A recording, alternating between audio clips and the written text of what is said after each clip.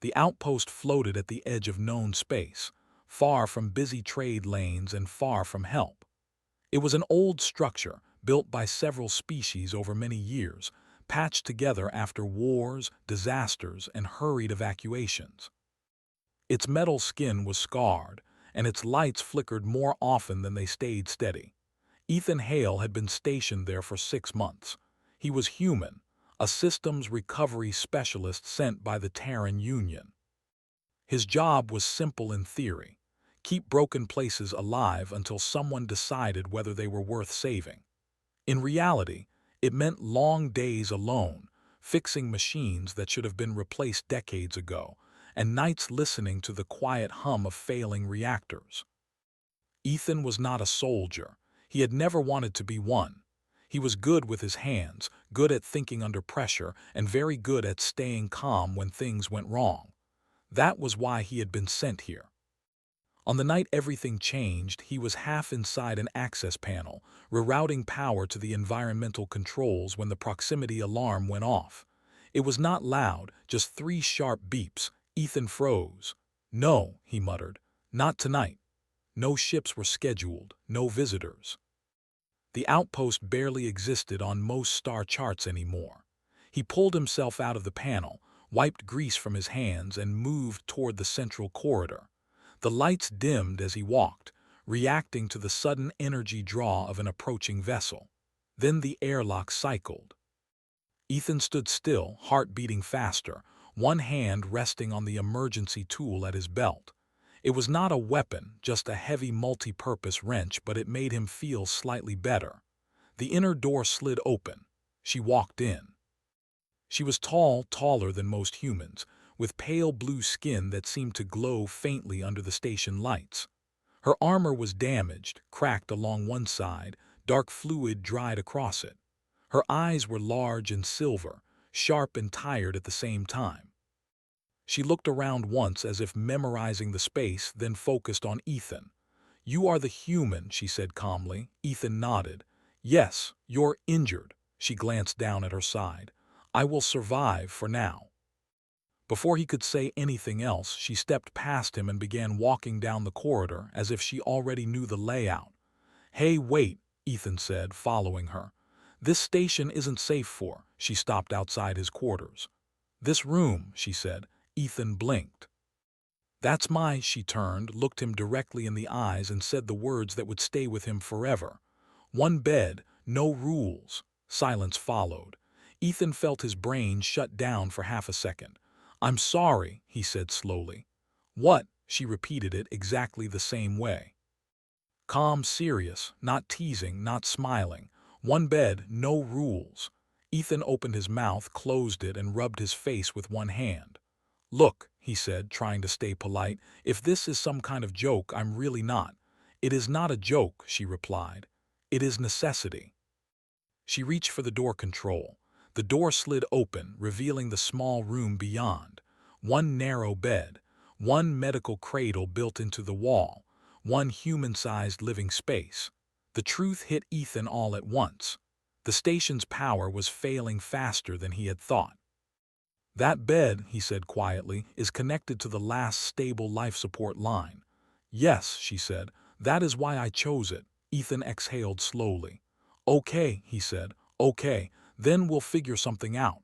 She studied him as if expecting something else. Fear, maybe anger. Refusal. Instead, he moved past her and began activating the medical systems. "What's your name?" he asked. "Kalira," she said, "of House Sareth." Ethan didn't recognize the name, but the way she said it told him it mattered. "I'm Ethan," he said. "Please lie down before you collapse."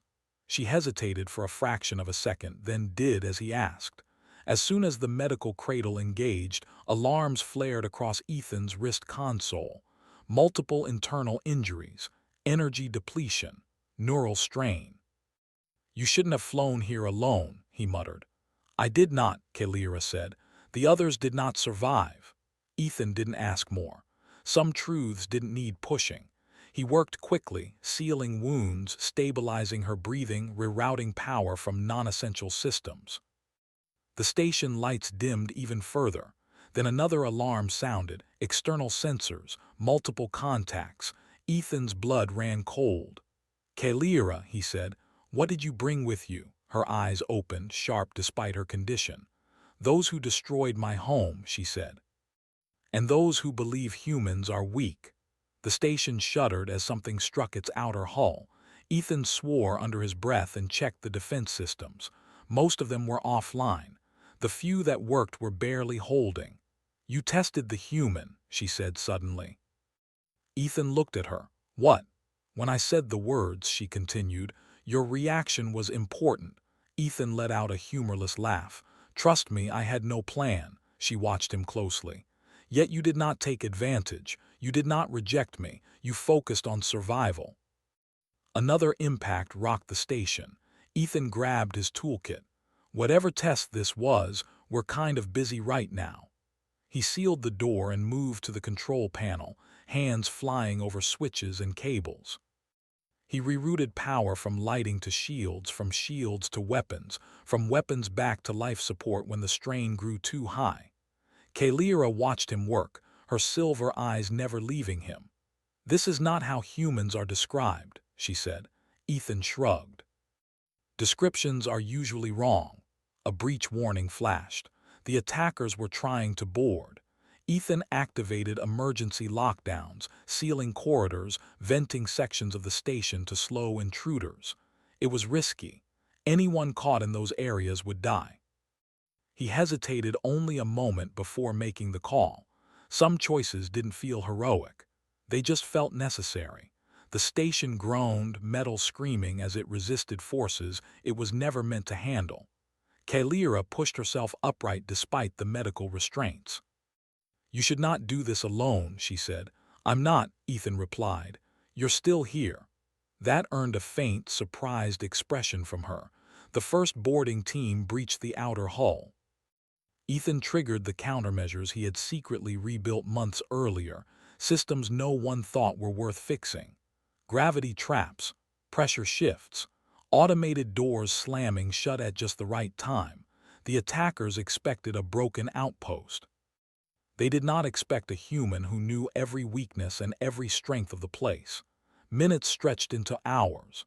By the time the attackers realized the station was not an easy prize, their ships were damaged, their forces scattered. Then a new signal appeared on the sensors. Friendly, Kalira closed her eyes as relief finally broke through her control. "The test is complete," she said softly. Ethan slumped into a chair, exhaustion crashing over him. "Next time," he said, "maybe warn me." For the first time since she arrived, Kalira smiled. What neither of them knew yet was that this night would echo far beyond the outpost, changing how an entire galaxy saw humanity. And this was only the beginning. The station did not celebrate survival. It only creaked and hummed, tired and wounded, like an old animal that had lived through one more night. Ethan did not sleep. He sat in the narrow chair beside the bed, watching the monitors as Kalira rested inside the medical cradle. Her breathing was steady now, slow and controlled. The machines showed improvement, but her body was still under great strain. Outside the station, friendly ships moved into position. Their signals were calm, professional, but cautious. They did not dock right away. They were watching. Ethan noticed that before anything else. He leaned back and rubbed his eyes. Every muscle in his body ached. His hands were shaking now that the danger had passed. He let them shake. There was no one to impress. Kalira opened her eyes. "You stayed," she said quietly. Ethan looked up. "Yeah, someone has to make sure the station doesn't fall apart." "That is not what I meant." He met her gaze. "I figured." Silence settled between them, not uncomfortable, just heavy. The kind that followed too many close calls. "The ship's outside," Ethan said. "They yours?" "Yes," Kalira replied. "What remains of them?" "That bad?" Her jaw tightened. "Worse." She shifted slightly, then stopped when the cradle restrained her. "My people were proud," she continued. "Strong fleets, ancient laws. We believed we understood the galaxy." Ethan listened. He had learned that silence was often the best tool. "We were wrong," Kalira said. We underestimated fear, and we underestimated humans. Ethan raised an eyebrow. Most species do. Her eyes flicked to him. You joke, but it is true. Humans are considered unstable. Fair, he said. We kind of are. She studied his face as if trying to decide if he was mocking himself or defending his species. When I came here, she said, I expected chaos, desire, panic, or rejection. And instead you got a tired guy with a wrench. You got a human who accepted responsibility without demanding authority, she corrected. That is rare, Ethan shrugged. Someone had to keep the lights on. The door to the corridor chimed softly. Ethan tensed until he saw the access code flash green. A holographic figure appeared near the door, tall, armored, not human. Lady Kalira, the figure said, bowing slightly. We are ready to receive you. Kalira did not look away from Ethan. Not yet, she said. The figure hesitated. Your condition. I am aware of my condition, she replied calmly. I will speak when I am ready. The hologram flickered, then nodded. As you command. It vanished. Ethan let out a breath he hadn't realized he was holding. Important people don't usually wait, he said. They do when they are uncertain, Kalira replied, and they are uncertain now. About what? About you, that made Ethan laugh, a short, tired sound. They shouldn't be, he said. I'm just a repair tech. Kalira slowly pushed herself into a sitting position. This time the cradle allowed it. No, she said. You are a variable, Ethan frowned. I don't like the sound of that. Neither do empires, she replied. She rested for a moment, then spoke again. My people use tests instead of speeches, trials instead of promises. When I said the words in your language, it was not chance. Ethan remembered them clearly.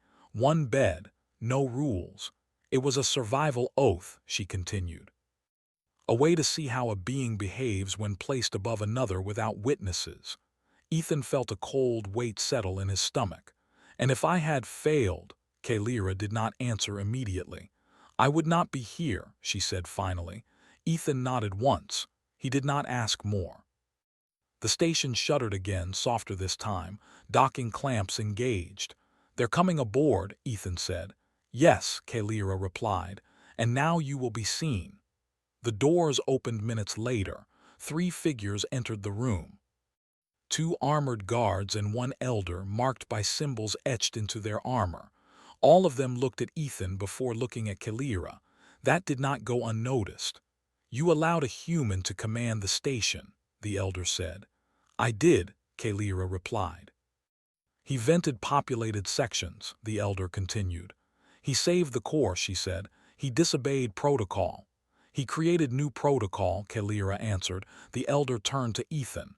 You, he said. Why? Ethan straightened slightly.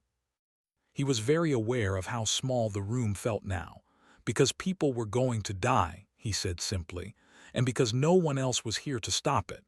The elder studied him for a long time. You did not ask who she was, the elder said. I figured it wasn't my business, Ethan replied. That answer, the elder said quietly, has already been recorded. Kalira smiled again, just a little. The transfer took hours. Kalira was moved carefully to a medical ship. Ethan stayed behind, stabilizing the station as power systems were slowly brought back online. When he finally stepped onto the docking ramp, the ship doors closed behind him. The space beyond was filled with vessels, large ones, old ones, new ones. A fleet that looked wounded but still proud. Every sensor turned toward him. Ethan stopped walking. Why are they all looking at me? He asked. Kalira stood beside him now, supported by a medical frame. Because you stood alone, she said, and you did not fall. They brought him to a council chamber. It was larger than the station, filled with curved light and shifting symbols. Representatives watched from raised platforms. None spoke at first. Kalira addressed them. This human accepted a survival oath without knowing its meaning, she said. He held power and chose restraint. He faced death and chose duty. He broke rules to protect those who were not his people. Murmurs spread. He is not trained, one voice said. Not enhanced. Exactly, Kalira replied. The elder stepped forward. Human, he said. What do you want? Ethan blinked. I what? You have been tested, the elder continued. You may ask. Ethan thought of the station, the refugees, the quiet nights alone. I want the outpost repaired, he said. Fully, it keeps people alive. The council went silent. You do not ask for power, the elder said. I don't want it, Ethan replied. I just want fewer places like that to fail. The elder nodded slowly. It will be done. Kalira looked at Ethan with something new in her eyes, respect. As the meeting ended, she leaned closer. This is how it begins, she said softly. Ethan sighed. I was afraid you'd say that. Outside the chamber, the galaxy waited. And humanity had just been noticed. The galaxy did not change all at once. It never did. Change came quietly, through small decisions made far from grand capitals and loud speeches. It began with repair crews arriving at forgotten stations, with supply routes reopening, with orders rewritten in careful, uncertain language, and at the center of it all was a human who never asked to matter. Ethan Hale stood on the observation deck of the rebuilt outpost and watched ships come and go. The station no longer flickered. Its walls were clean, reinforced, and strong. Life support hummed smoothly. Refugees moved through the corridors without fear, carrying children, supplies, and hope. The place was alive. Ethan rested his hands on the railing and let out a slow breath. He had been offered many things since that night: ranks, titles, relocation to safer worlds. He had refused them all. Someone needed to stay here.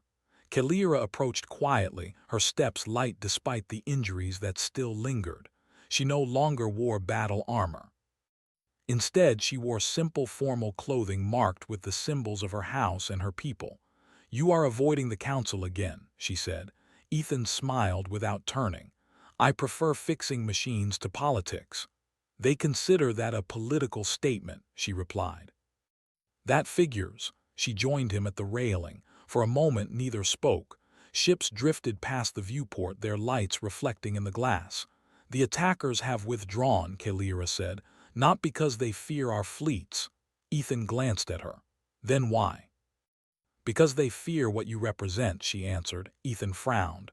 I didn't fight anyone. You did something worse, she said. You proved them wrong. She turned to face him fully. For centuries, humans were considered useful but dangerous, emotional, too adaptable, too unpredictable to trust. And now, Ethan asked. And now, Kalira said, you are being studied, he groaned. That sounds even worse, she smiled faintly. Perhaps, but it is better than being ignored. A tone sounded from Ethan's wrist console. He checked it and sighed. Another delegation, he said. They want to talk about joint defense protocols. Kalira raised an eyebrow. You could refuse. I know, Ethan replied, but then someone else might make the rules. Spoken like a leader, she said. Ethan shook his head. I'm still just a repair tech. Humans often say that, Kalira replied, and then change history anyway. The meeting took place in the station's main chamber. Representatives from 5 species attended, each cautious, each curious. They spoke carefully, measuring every word. Ethan listened more than he talked. When they argued, he redirected them to practical concerns: power flow, evacuation routes, shared warning systems, simple things that saved lives. By the end, agreements had been reached without threats or displays of force. As the delegates departed, one lingered behind, a tall being with dark, glass-like skin and glowing eyes. You do not rule, the being said. Yet others follow. Ethan shrugged. I just point out what's broken. The being tilted its head. That may be the most dangerous skill of all. Weeks passed. News traveled. Stories spread of human crews refusing to abandon alien ships, of human doctors working without rest in plague zones, of human engineers holding collapsing worlds together long enough for evacuations. Some stories grew exaggerated, others were true enough. Ethan read none of them, he was busy. Kalira recovered faster than expected. She walked the station freely now, speaking with refugees, listening to their needs. She did not command them, she served. One evening, as the station lights dimmed to night cycle, she found Ethan alone in his quarters. The same small room, the same bed. "Do you remember the words?" she asked. Ethan chuckled. "Hard to forget. One bed, no rules," she said softly. "The galaxy misunderstood them," Ethan replied. "So did I." Kalira sat across from him. "No rules did not mean no limits," she said. "It meant no masks, no rank, no excuses." Ethan nodded. "That makes more sense." "My people believed strength came from control," she continued. "From strict order, from hierarchy. And now," he asked. "And now we see that strength can come from choice," she said. "From deciding to do the right thing when no one is watching."